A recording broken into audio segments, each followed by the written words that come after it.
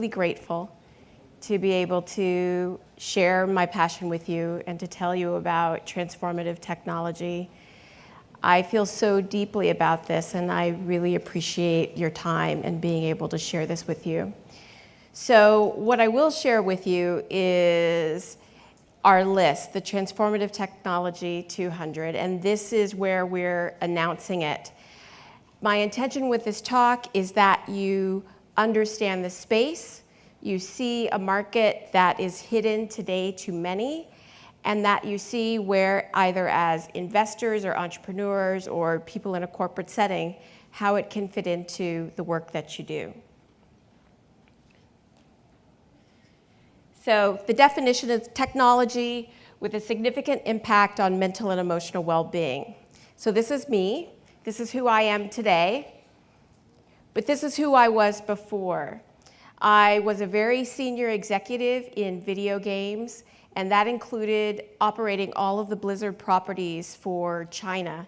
So I ran World of Warcraft China. These are my departments that are listed here.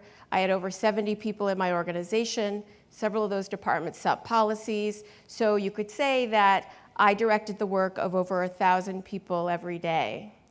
And then I went on a meditation retreat. And I had a profound psychological shift on that retreat.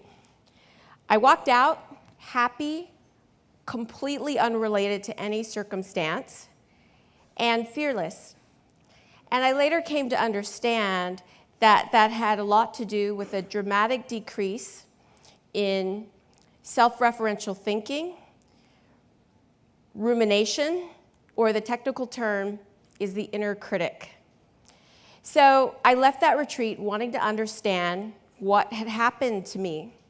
And because I had a great deal of comfort with technology and with scale, I wanted to know, how do we scale this?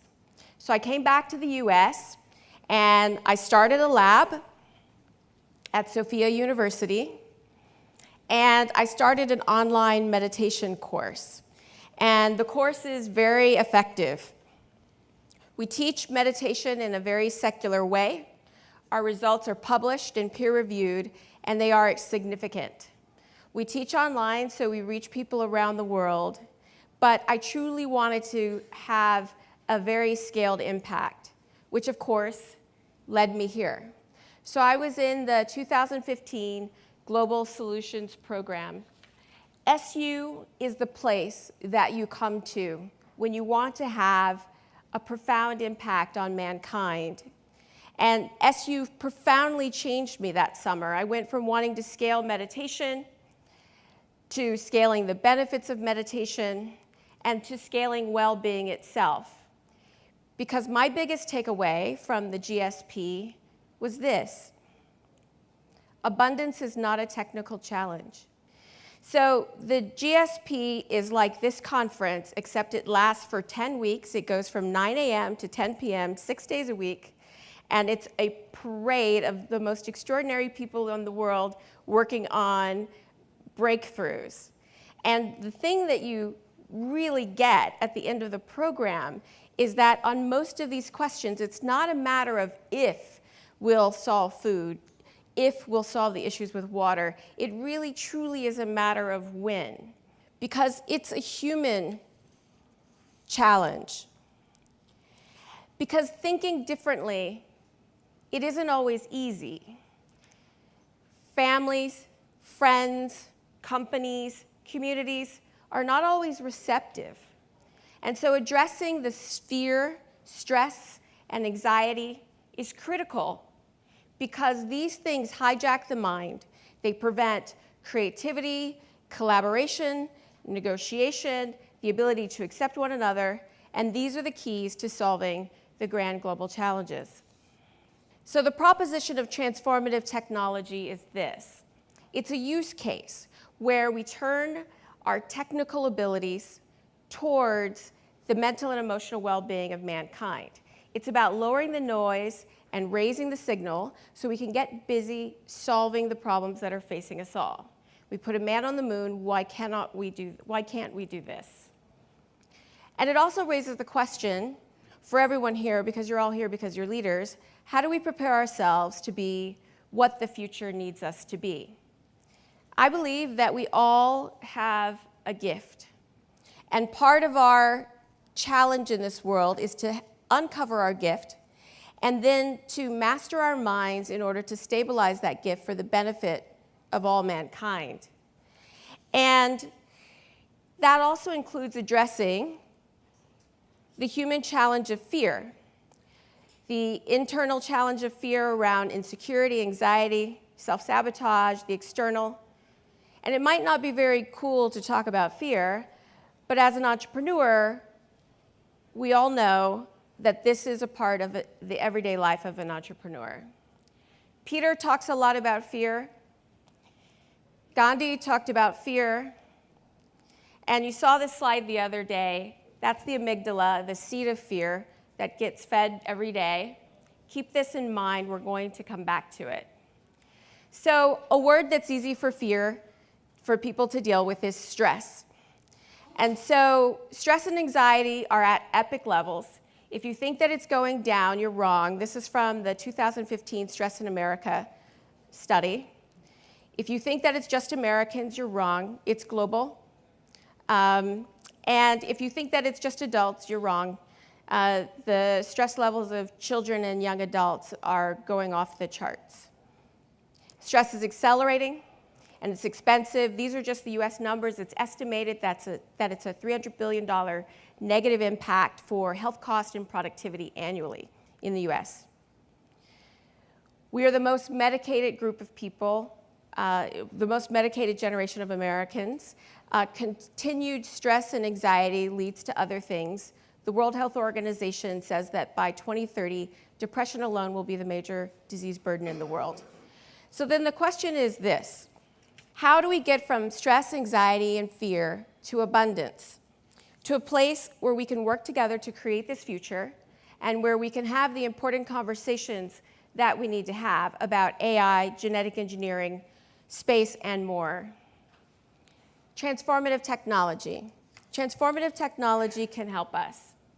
So the question is, what are people willing to do to have less of this and more of this? The answer is a lot. They're already trying. It's hidden in other markets. All you have to do is look to see it.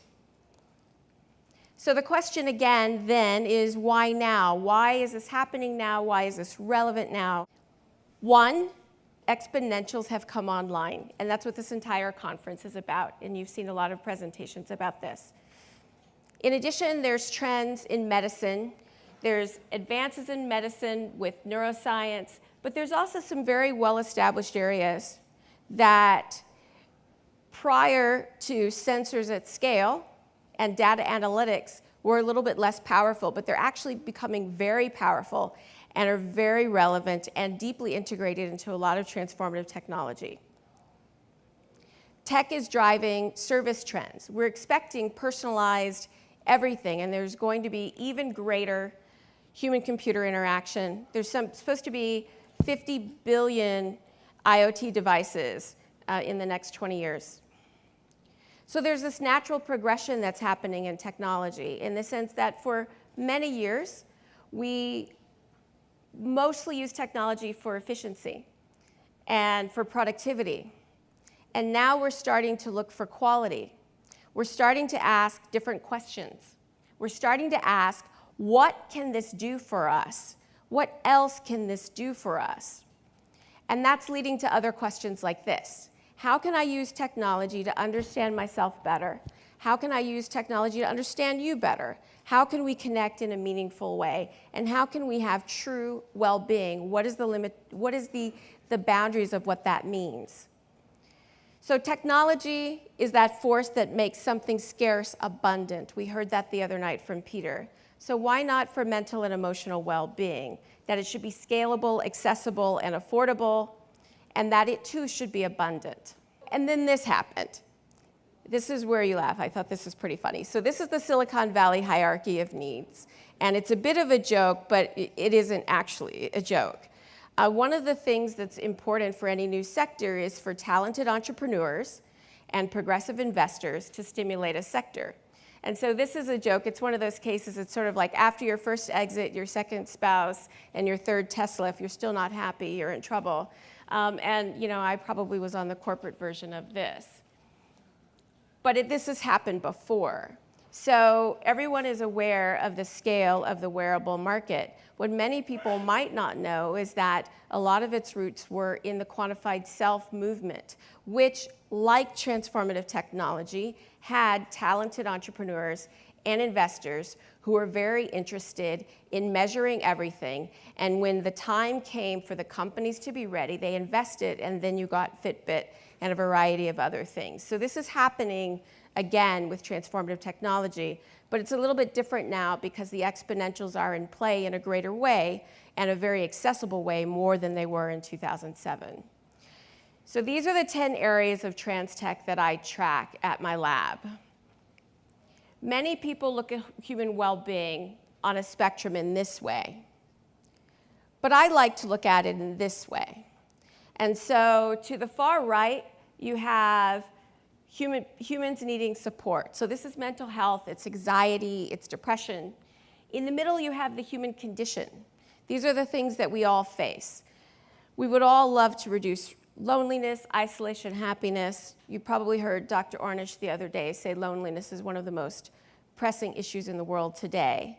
And then on the far other side, you have exponential well-being, where we do have a map of what that looks like from many of the people who have reached it before through contemplative practice.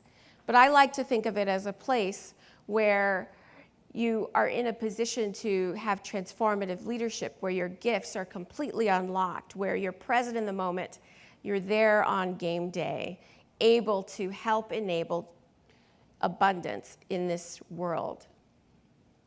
So keep this in mind before we go into the list, and that's the next thing. The demand exists. It's already there, and it's accelerating. There are significant unmet needs. You saw it in all of those markets. There's major social and enterprise cost. Companies and individuals are trying to manage their healthcare costs because stress, anxiety, and depression also often lead to illness. There's exponential tech in place that's accelerating. The current medical knowledge is already very powerful and already very effective once it gets deployed at scale. And new knowledge is accelerating things more. Social trends support it. There's finally the talented entrepreneurs and investors coming into play. And then abundance requires it.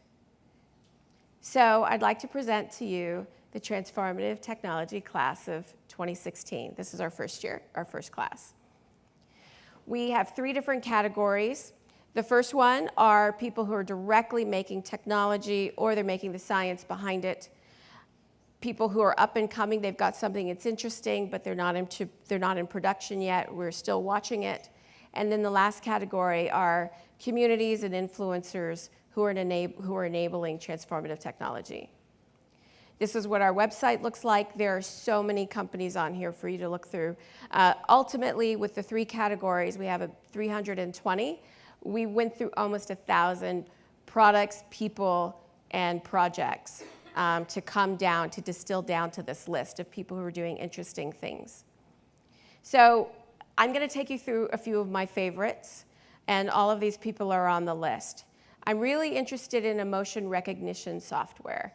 The reason being is that we're about to be surrounded by a lot of very smart things, and if you think about that last time you were on the phone with a customer service bot and you got really frustrated, just wait till your refrigerator starts talking to you too. Like, we're gonna need the things around us and the AI around us to understand our emotions, to understand how we feel, and reflect back things that support our well-being. I'm also very interested in pattern recognition. So your phone knows more about you today than your mom. Your phone is first touch, last touch. On your phone, when you're on Facebook, your scroll speed is being tracked. This is all being matched to your digital exhaust to create a psychological profile for you to serve ads to you in order to get you to buy things. What transformative technology proposes is that all of that information is actually put in your hands for you to become who it is you want to be, to make the changes in your life that you want to have, to support you in your life. So here's two organizations, two companies already who are currently using pattern recognition in order to support mental and emotional well-being. I'm also really interested in the next generation of wearables. We're going beyond counting 10,000 steps into programs, programmatic wearables, things that sort of AI coaching along with your wearable. All-in-one trackers. I really love this United Sciences thing. They used to be a military contractor for ear protection for the Navy, and then they just loaded everything into this. It does EEG, there's everything in it, and it's enabled because of 3D printing. Otherwise, you wouldn't be able to pick up EEG in the ear. Consumer EEG, neural signal stimulation. I'm very interested in behavior change. I love these two. Pavlok shocks you when you do something you don't want to, and Moti purrs at you when you do things you want to. It seems very silly, but this is the very beginning. We're kind of in year 2007 of transformative technology. Emotion tracking. X2AI is cognitive behavioral therapy via an AI, and it's one of the SU companies. VR is getting very interesting for relaxation, therapy, empathy, and very soon pain relief. I really love haptics. So this belt over here, where you see the couple, when the baby is kicking, her partner feels it in the exact same place. The reason why that's relevant is there's a mental heuristic of me versus them. And so when something's on your own body, it creates a greater level of empathy, and that can be tracked by seeing how many mirror neurons flash and that sort of thing. This ring, the touch, I love this too. Many people might have seen it, just came out a little while ago. And it's a heartbeat connector. So you have it, your partner has it, and anywhere in the world that you're connected to the internet, it picks up your heart rate. And so anytime I touch it, I could feel your heartbeat anywhere you are in the world. And you could set it so it's just so you knew that I had just done it or that you didn't know, but it's sort of like a constant reminder of your connection with someone. And then Focus at Will, they were in the expo. I use this product every single day. They smooth music in order to increase greater focus, and I love it. And it really works. There's mental games like Lumosity. At their high point, they had 70 million active subs. Meditation apps, mood management. It really is, and these are only a sample. If you go onto that website, there are 320 people, places, and people, projects, and companies that are working in this area, and they're using technology to do it. So I'd like to leave you with this. People often ask me, what is the connection between meditation and technology? And I would say that it outlines the potential psychological state. It's a bit of a North Star.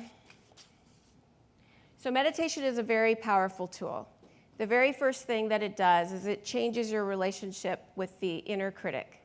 The second thing that it does is it decreases the volume and the frequency of the voice of the inner critic. And the third thing it does is many people believe, and there are studies that show that it may actually shrink the amygdala itself. And so if you think back to the slide that Peter showed the other night, when he talked about how fear is a major barrier for the abundant future. These things are all connected. The next generation, the next frontier, as it were, is using our technology to support ourselves mentally and emotionally so we have the presence of mind that we need in order to solve the problems that are facing mankind. So I have two requests for you for the end of my talk. The first one is that If you do not have a meditation practice, please consider starting one. You're here because you believe in this future, and we need you on the team. And then the second thing is when you go home as investors or in startup communities, startup ecosystems, please find and support the transformative technology companies that are in your regions and countries. Because these people hold part of the keys for a scaled future of well-being, which will usher in the age of abundance, help to usher in the age of abundance. Because there is no more nobler use for technology than to bring peace to the minds of men. And that's it. Thank you.